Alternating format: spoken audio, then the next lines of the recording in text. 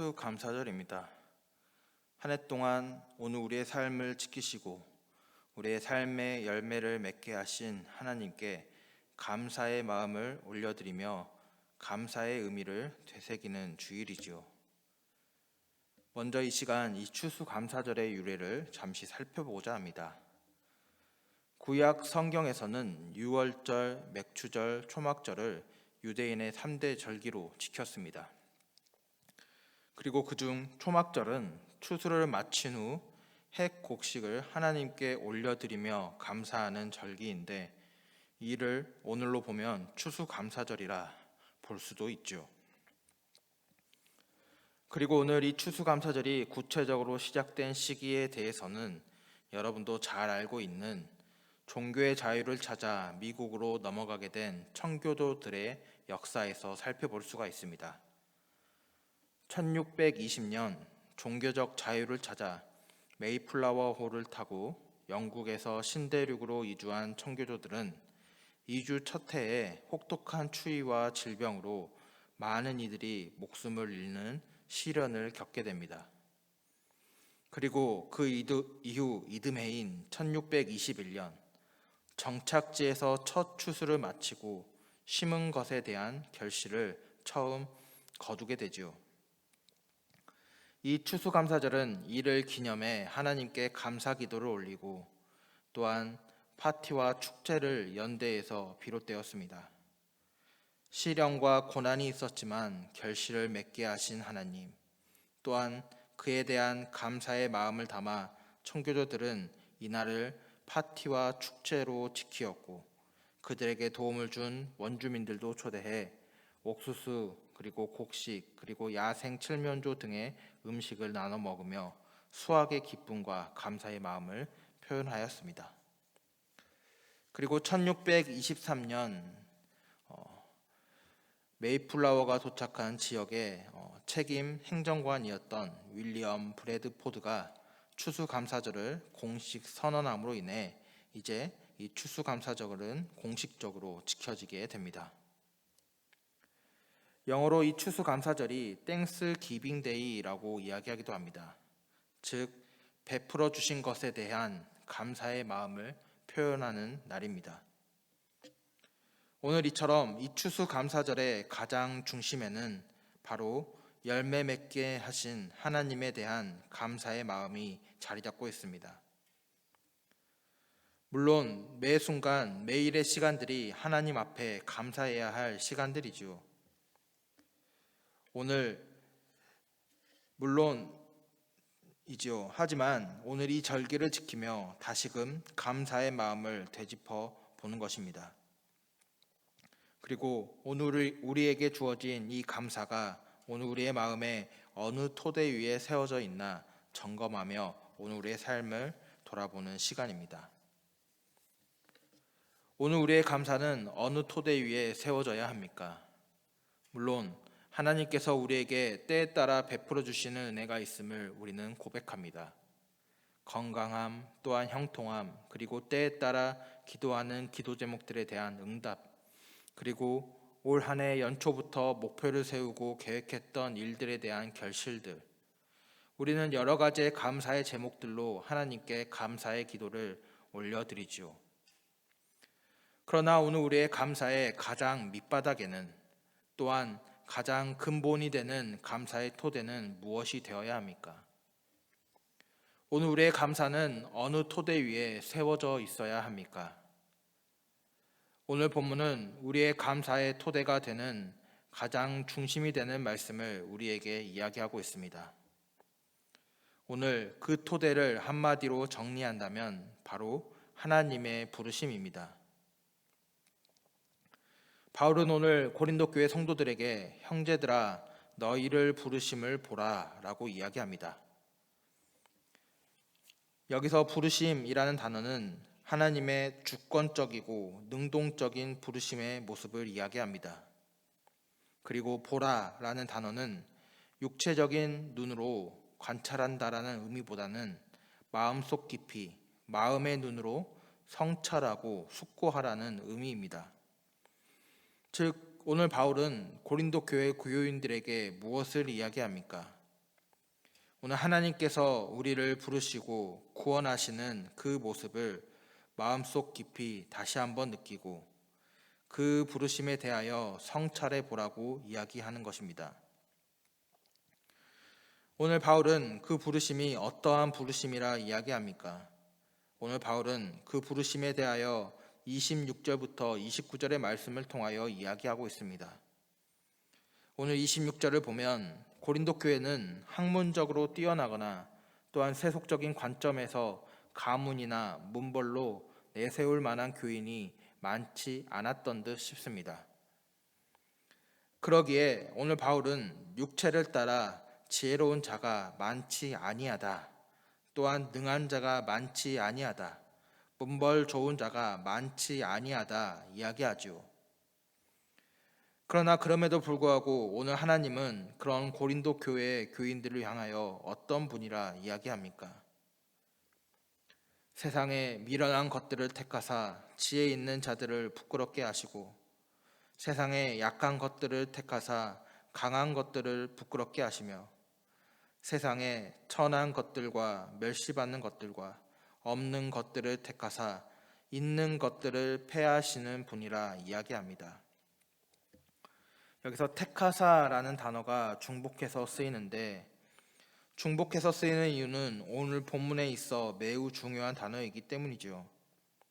오늘 이 택하사라는 단어는 어쩔 수 없이 선택하거나 마지못해 선택하는 상황에서 쓰이는 단어가 아닙니다. 하나님께서 어떠한 기준에서가 아니라 스스로 오늘 이 구원받은 자들을 직접 성도로 부르시고 택하시는 모습을 이야기하는 단어입니다. 세상의 부르심 또한 그로 인한 세상에서의 관계의 모습은 어떠합니까?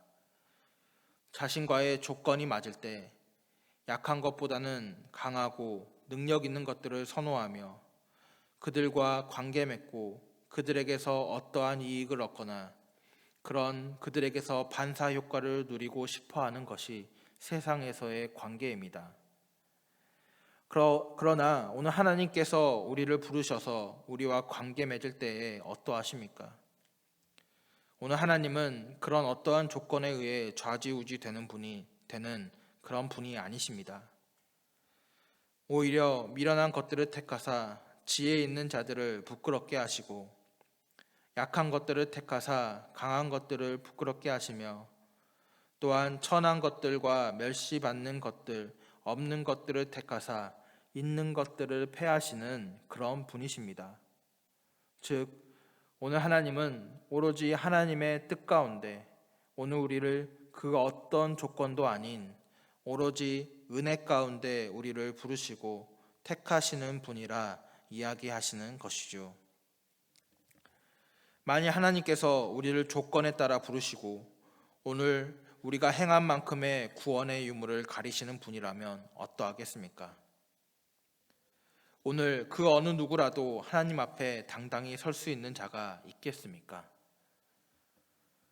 노아의 방주 사건 이후 오늘 하나님도 사람이 계획하고 행하는 바가 항상 악할 뿐임을 보았다 말씀하시는 것처럼 그 어느 누구도 오늘 하나님 앞에 온전히 설 수 없을 것입니다. 아니, 하나님 앞에 감히 나아갈 수 있는 자도 없을 것입니다. 그러나 오늘 바울은 하나님은 어떤 분이라 이야기합니까? 29절에 오늘 은혜 가운데 또한 자신의 온전하신 뜻과 선택 가운데 부름받은 자들이 아무 육체도 원으로 직역하면 육체를 가진 인간이라면 누구도 예외 없이 하나님 앞에 자랑하지 못하게 하시는 분이라 이야기합니다. 즉 하나님 앞에서는 은혜밖에 그의 긍휼하심과 자비하심 밖에 또한 그의 사랑 밖에는 자랑할 것이 없도록 오늘 하나님은 모든 인간을 택하시고 부르셨다는 것입니다. 고린도 교회 교인들은 철저하게 인간적인 조건들과 사람들의 세상적인 지혜들을 자랑했습니다. 그래서 때로는 자신이 받은 은사를 자랑하며 분열하기도 하고 또한 당 짓는 것, 그 외의 여러 가지 일들로 교회가 분쟁이 끊이지 않았습니다. 그러나 오늘 바울은 복음의 가장 기본적인 진리를 오늘 고린도 교회 교인들에게 이야기하지요. 모든 것이 은혜다. 하나님 앞에 그 어떤 것도 자랑할 수 없다. 그리고 세상의 그 어떤 지혜도 하나님의 그 큰 지혜 앞에 아무것도 아니다.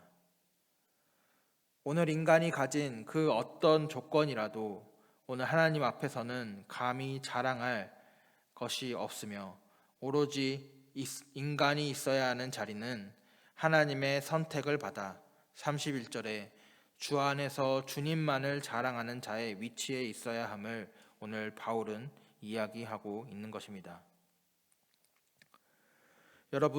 여러분은 이러한 사실로 인해 감사하고 있으십니까? 오늘 여러분을 아무런 자격 없이 택하시고 오늘 우리를 들어 하나님의 뜻을 나타내기를 원하시는 그 하나님의 선택과 은혜에 감사하는 삶을 살아가고 계십니까?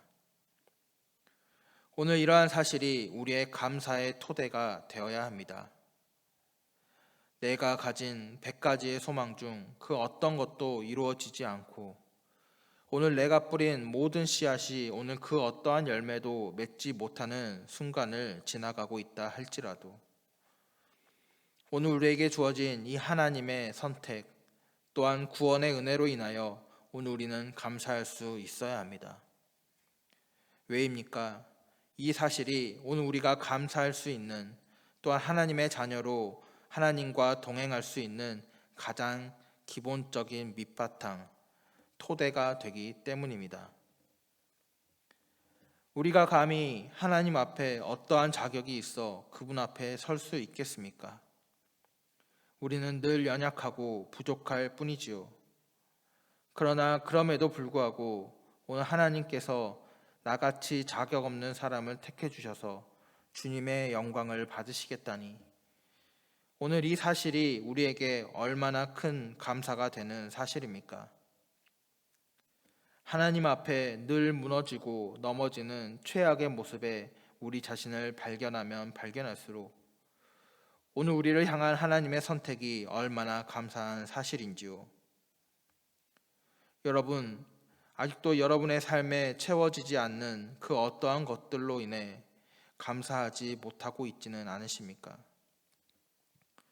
또 오늘 우리의 삶에 잠시 잠깐 흘러가는 그 어떠한 풍랑으로 인하여 그저 눈물 지은 채 오늘 불평불만하며 살아가고 있지는 않으십니까? 오늘 하나님은 하나님의 부르심 가운데 오늘 우리와 늘 함께하고 계십니다. 또한 오늘 하나님은 사랑의 눈으로 은혜 가운데 우리를 늘 돌아보고 계십니다. 바라기는 오늘 이러한 사실이 오늘 우리의 삶에 가장 큰 감사의 이유로 다가오기를 소망합니다. 그리하여 오늘 우리 안에 이러한 사실에서 나오는 감사의 토대를 더욱 굳건히 다지며 감사와 함께 오늘 추수감사절을 맞이하고 또 늘 감사가 넘치는 오늘 우리의 삶이 되기를 주님의 이름으로 축복합니다.